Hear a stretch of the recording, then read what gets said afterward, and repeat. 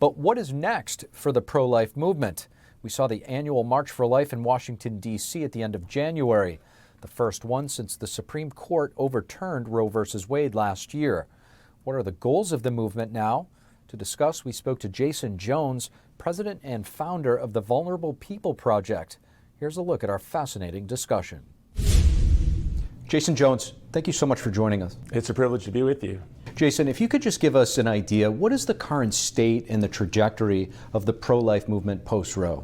Well, the pro-life movement is clearly the largest, most passionate and diverse social movement in the history of the United States. And it had ordered itself towards overturning Roe versus Wade since Roe. And with Dobbs now, it's looking for a new direction. But it's more diverse than ever. And some of the enthusiasm, I'm a traditional pro-life advocate, I'm a conservative Catholic, but the most passionate energy now is coming from the left. And this is going to be very disruptive to the Democrat Party. So it's going to have to retool. We're going to have to move to the states as we march to protecting life from biological beginning from Maine to Maui. But my prediction is in the next 10 years, finally, for the first time since our founding, without contradiction, we will live out the true meaning of the Declaration principle of defending life in this country. If you could just give us a little bit of a background as to when and why you got involved in the pro-life movement. Yeah, I started in the pro-life movement the way most people do. I was ambushed by abortion. I was 17 years old. I was in basic training at Fort Benning, Georgia. It was a Sunday morning, and I had pots and pans detail. I was in the kitchen doing KP detail. And a friend came running in and said, "Your girlfriend's on the phone and she's crying." And I ran out and answered the phone. And her father, she was hiding the pregnancy from her father, but he found out. And we were going to tell him when I got back from basic training, which it was going to be in 2 weeks from when I got this call. But her father found out and he beat her up and he dragged her to get a forced third trimester abortion. My mother had me at 16. I didn't grow up going to any church. I'd never been to church a day in my life. I knew nothing about politics. It was before 24-hour news cycles, and it was before the internet. I did not know that in our country you could destroy a child in the womb until I found out that my child had been destroyed. And so for me that was startling, and from that day on I'd sort of just been addled by the idea that children are exposed to violence without legal protection. Now, the Supreme Court's investigation into the leaked draft opinion that caused quite a stir throughout the country came up short on finding out who exactly leaked that. What are your thoughts? I mean, my thoughts are that they come up short. Are they going to come up short on all these documents that we're finding all over Biden residences that are accessible to foreign agents? There's a two-tiered system.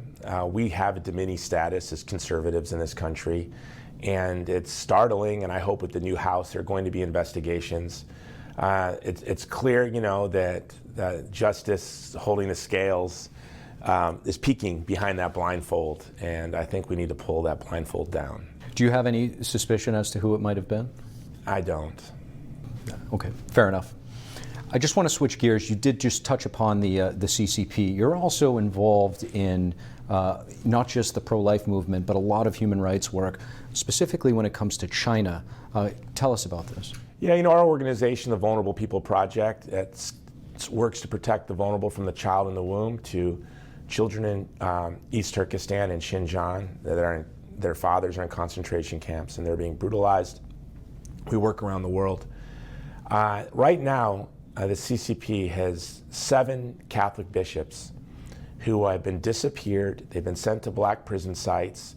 These bishops have been disappeared and sent to prison for doing such horrible and menacing things like providing children with education, caring for disabled children, and it's really a scandal.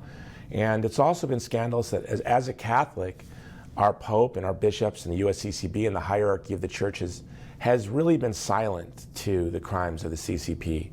And as I said, that Roe versus Wade was a pillar of the culture of death. The CCP is really a menace. It's a menace not just in China. The first victims of the CCP are the people of China, followed by the people of Tibet, the people of Xinjiang, and now Taiwan is being harassed, Hong Kong is being trashed, and the CCP is threatening our church around the world. It has corrupted our bishops with this secret deal We don't know what the terms of the deal are between the Vatican and the CCP, but clearly one of the terms is silence on its abuses, not just of Catholics, but of Muslims like the Uyghur. And so our organization was founded, I founded it over 20 years ago to advocate for the most vulnerable people in the world, to harness really the power of the pro-life movement in the United States and to direct it to other issues that are like and commensurate to abortion, issues like genocide and democide. And the CCP has been the greatest. It is more responsible for more deaths than any regime in world history.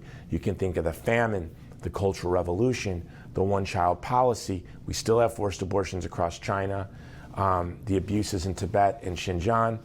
And so defeating the CCP, to me, is really an important next step as we try to move our world toward a culture of life to leave to our posterity. Jason Jones, thank you so much for joining us. Thank you for having me. And that is all we have for you on the Capitol Report this evening.